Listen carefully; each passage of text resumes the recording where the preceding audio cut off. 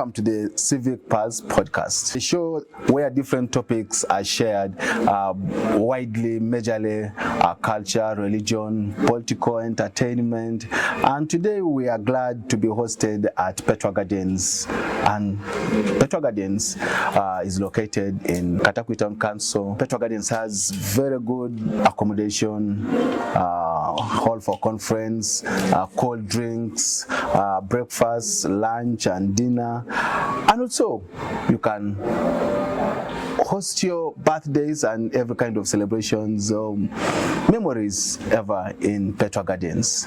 With this first ever podcast, we shall be live on IKOK TV. And before we continue, please follow us on our YouTube, TikTok, and also Facebook, Instagram, IKOK TV. I am your host, Francis Ochen. Today, we are going to share how to understand perspectives on Eid al-Adha. Why this topic? Soon we shall be celebrating Eid. Majorly, it's celebrated majorly by the Muslim community.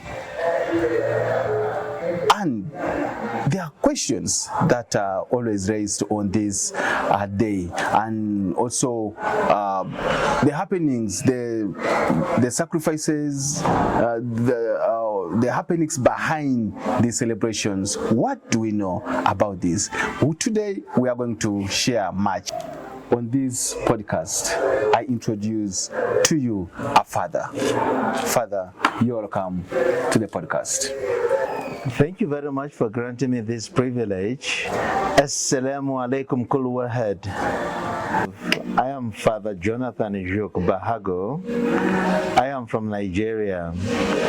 I'm a missionary of Africa, white fathers, and one of our core values, and we were even founded in North Africa in the Muslim community.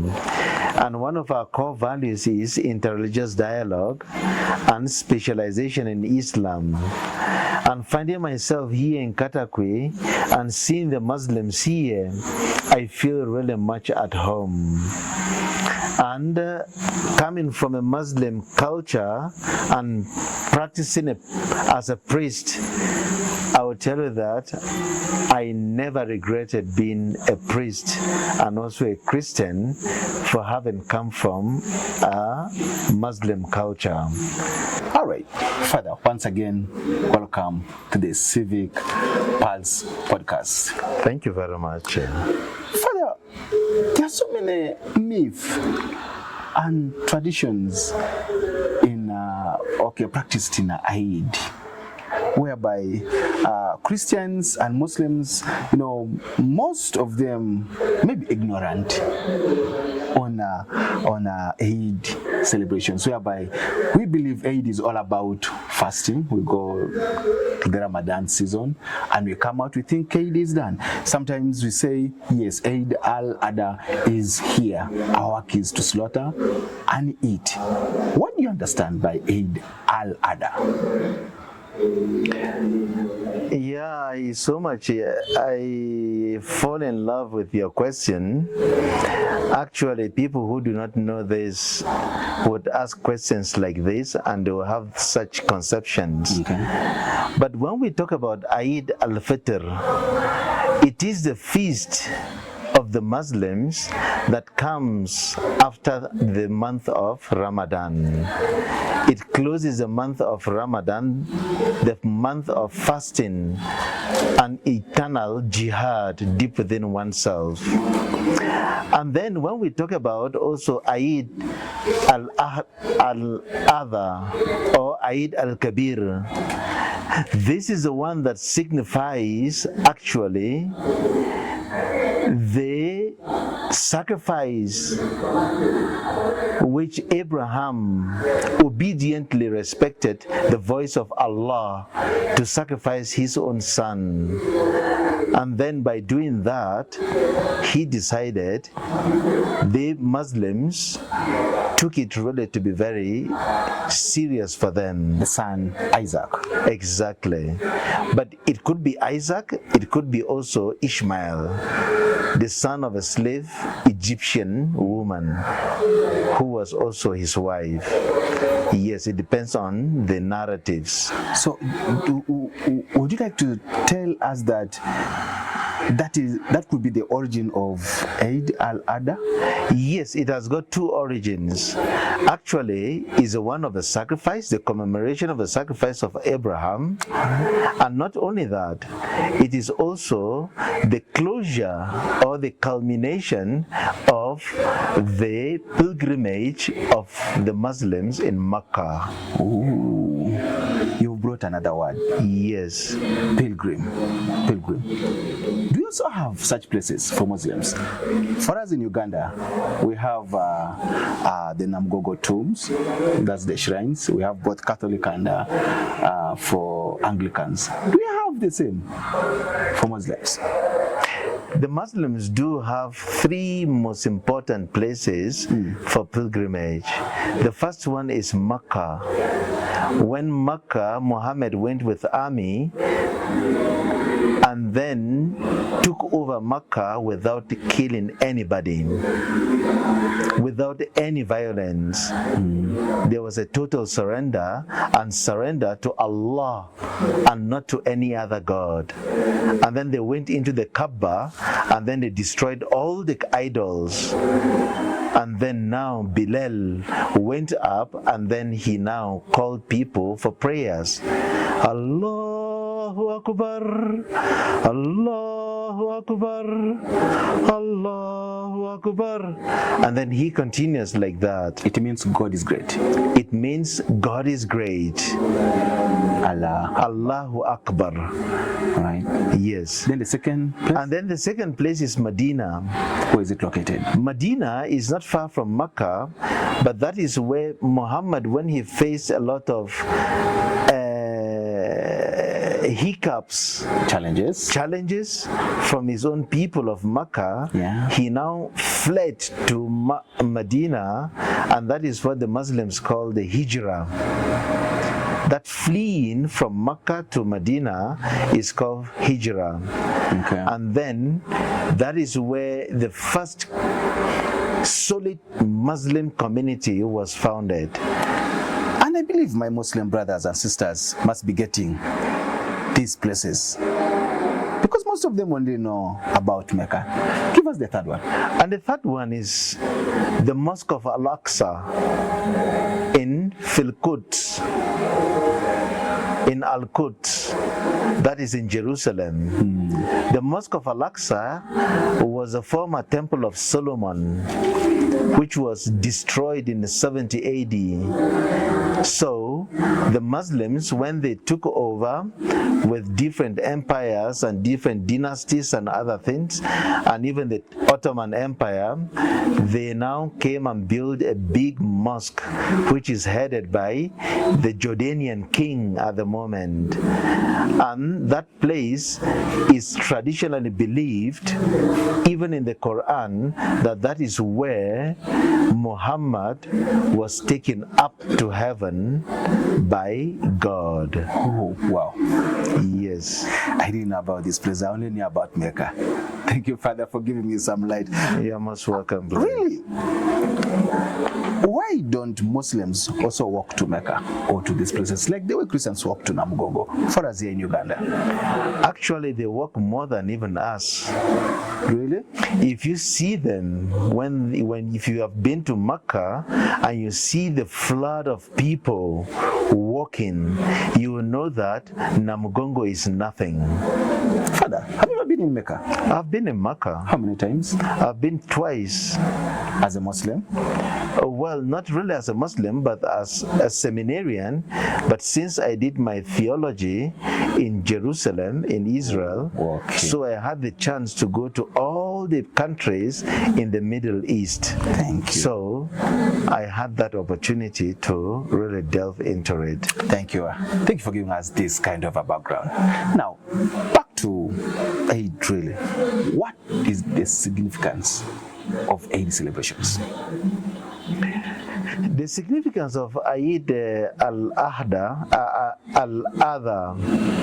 which is Eid al-Kabir, and in Francophone West African countries they call it Tabaski. It's a feast where they commemorate the sacrifice of Abraham. And sacrificing is a total obedience to the will of Allah and not to the will of any other person. God, Allah. Allah. God alone and no any other God. Yes. And that unwavering obedience is what God cherished so much, and that is why they also today you see that they kill animals in order to commemorate that. Why animals? Why not birds? Why only animals? Animals, simply because it has to be something that brings out blood. But then, not everything that brings out blood that is supposed to be used for it. Normally, there are some animals that we call haram. Haram. Put that in English. Which means forbidden. Oh. They are forbidden. We cannot touch them. So we cannot use them for Eid. So what kind of animals are those? These are, you talk of pig, pork. You can talk of dogs. You talk of, the deer in the bush. Exactly. All these things, we don't talk about them, or human beings. No. But here we are talking about the first precious one you can offer, slaughter that day, is a ram. It's a ram. And then you can also slaughter goats if you don't have a ram. And then you can also slaughter cows if you don't have, and then you want to join hands together. But as cultures also grow, you find that with the present situation of poverty, not all hands are equal. So there are many people who are also finding it difficult to buy rams. Yeah. And in some cultures again, rams are not having value as compared to other, like goats and cows. Okay. Yeah. Ram. Now, does this kind of celebration being done in all parts of Muslim countries? Like for us in Uganda, we slaughter and eat. Do all other countries do it? Like now, Muslims in India, do they slaughter bulls, cows, and eat? If you look at the culture of India, or the cultures in India, yes, because there is no one culture in India, but the culture of Hinduism, you cannot eat a cow. Oh. Yes.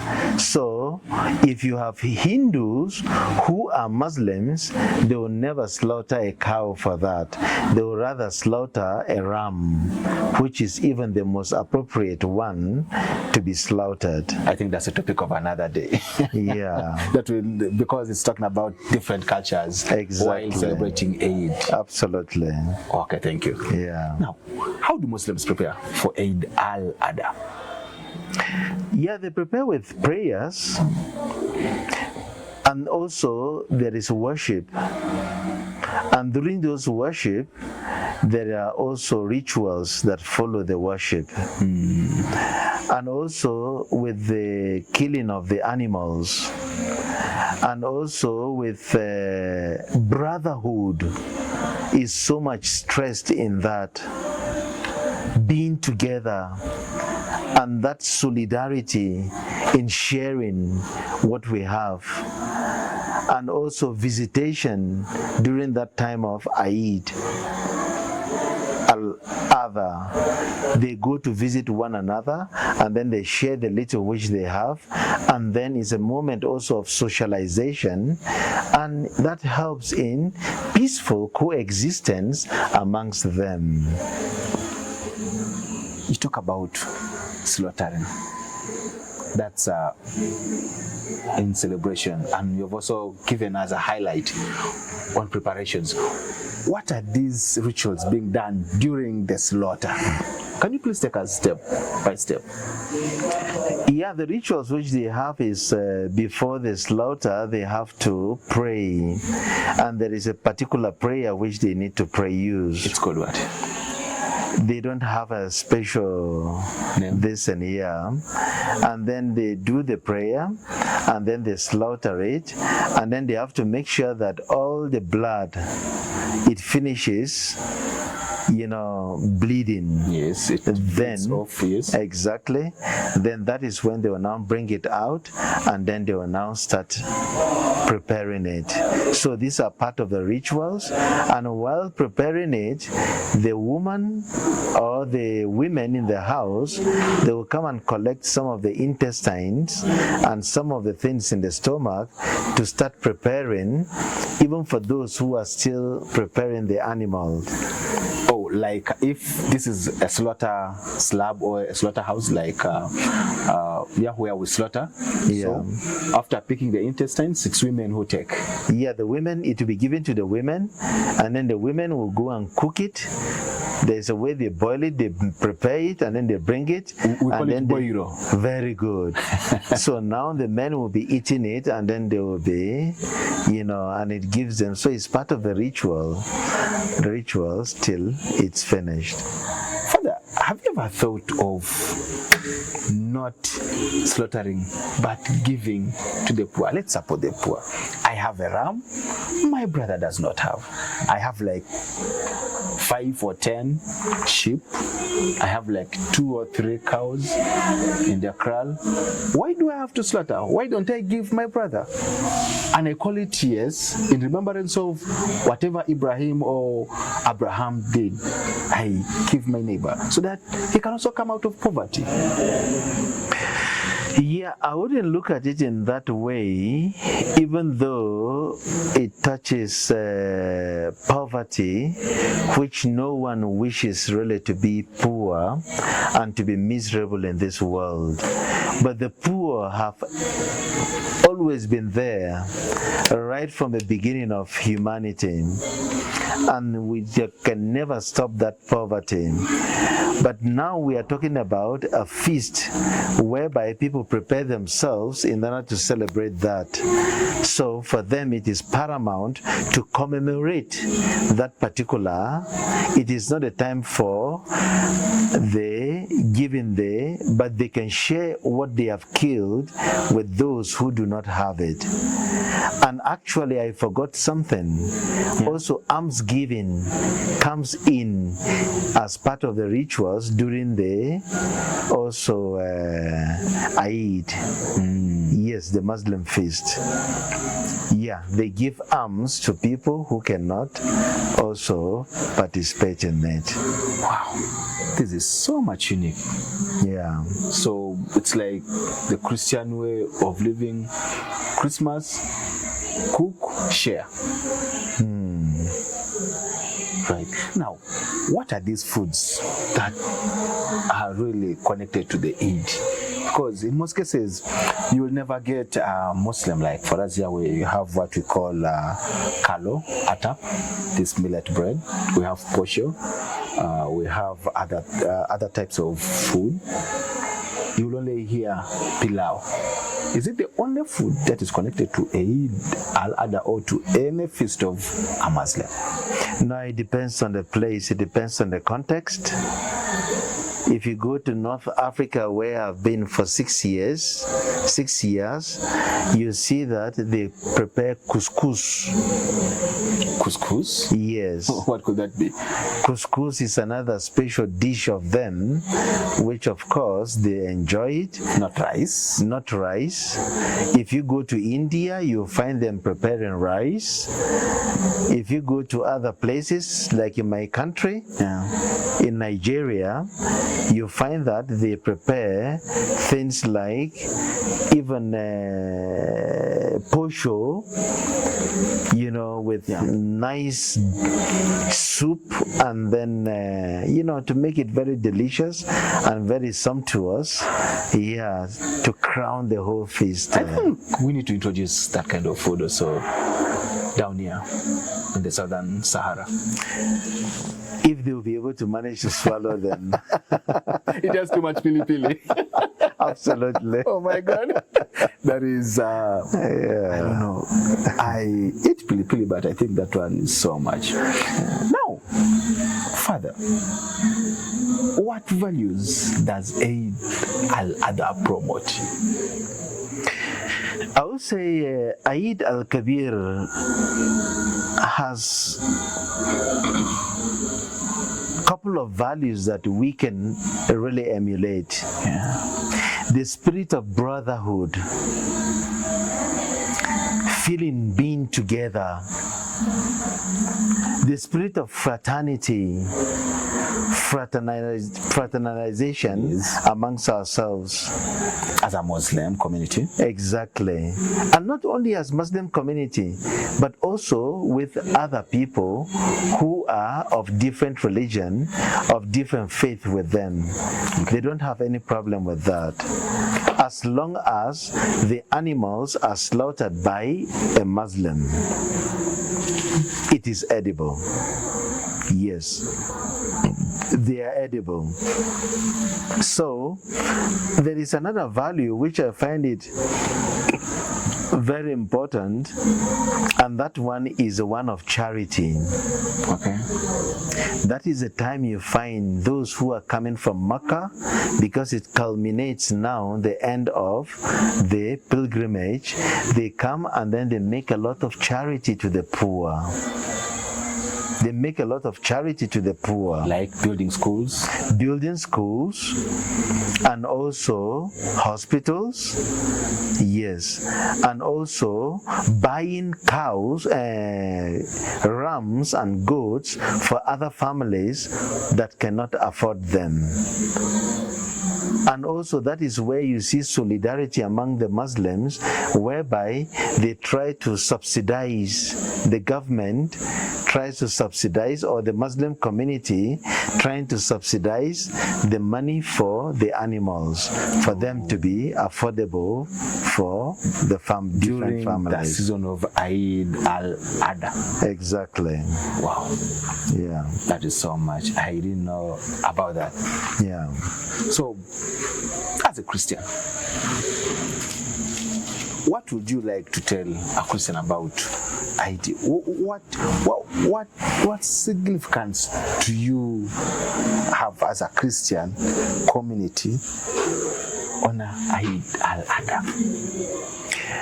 I would say that the Christians, myself being a Christian, coming from Nigeria, northern part of Nigeria, and where it is 99.90% Muslims, I would say that it is to be open-minded. To be open-minded and to be able to learn who the person you are living with. Okay. And the person also knows who you are, and with that we can coexist together. But when we don't know one another, that is when we start calling one another all kinds of names. And not only names, you can even hear some people, I tell you, they will even call the animal, they will say, oh, you know, making jokes. Mm-hmm. Yet it is real. Very derogative. Yeah. Derogative. So I think it's, but this is a kind of a mutual respect. It creates that amongst the different faiths around. Would you like to tell the Christian community also maybe to join the Muslim community during these Eid celebrations, like in the mosques when they are having their swala. Is it called swala? Salat. Salat. Yeah. I always call it salah. Swala. Yeah, it's fine. Oh, is it in a good manner as a Christian you join Muslim community in a mosque during this day of Eid al-Adha feast? I wouldn't say you join them in the mosque, because even if you go to the mosque, you will not understand what they are saying. So it's better you allow them to do it in the mosque, but then you also go and visit them. You just go and visit them and greet them, and then they also reciprocate. Sometimes, they reciprocate. It feels funny. Yeah. Like you go, you visit them on that day, the rest of the days you don't visit them. Yeah, but actually that is where we miss it, because most of our friends, we find them like the football field my team I belong to right now. Yeah. You find that there are Muslims and there are Christians. Yeah. And then we are all friends. And then amongst us, now they are celebrating the Eid al-Kabir. Yeah. It's a time now to also say that, come on, are you coming to join us? Yeah, I will forget them. Please. That day is when I'll be like, oh, I forgot. So yesterday was Eid. You see? Or you just say, come on, let me visit my friend. Oh, yeah. Yes, to celebrate with him. It's his feast. It's their feast today. And let's be together.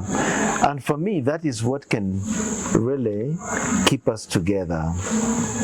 You speak like you so much know about Islam. What's the difference between Eid al-Fitr and Eid al-Adha or Eid Kabir? Yeah, Eid al-Kabir, I told you that it's the feast that comes later. The one of Eid al-Fitr is the one that closes the month of Ramadan, the fasting period.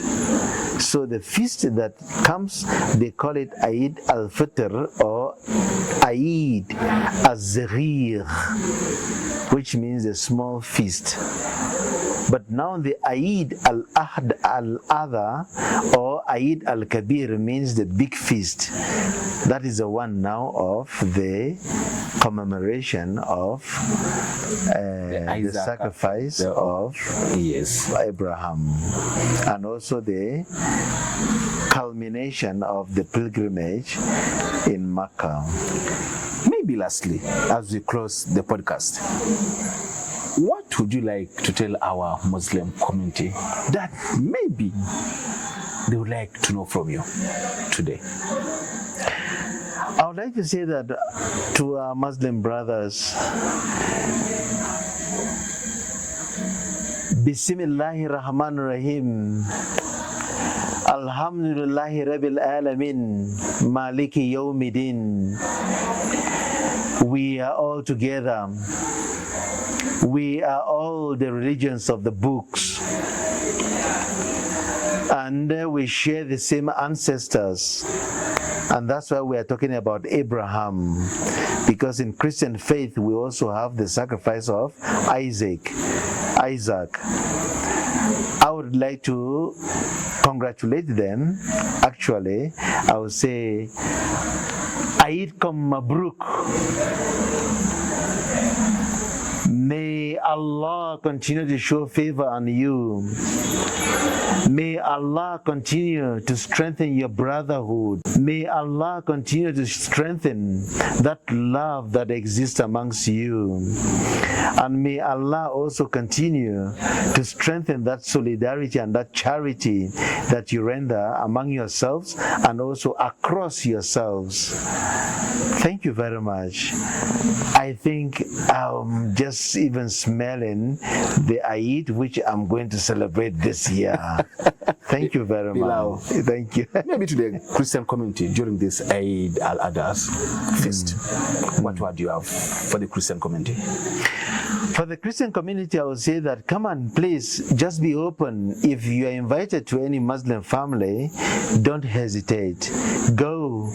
And if you see them doing it, please don't see it as if it is a cult or anything bad, but it is something very positive. And I would say pray for them.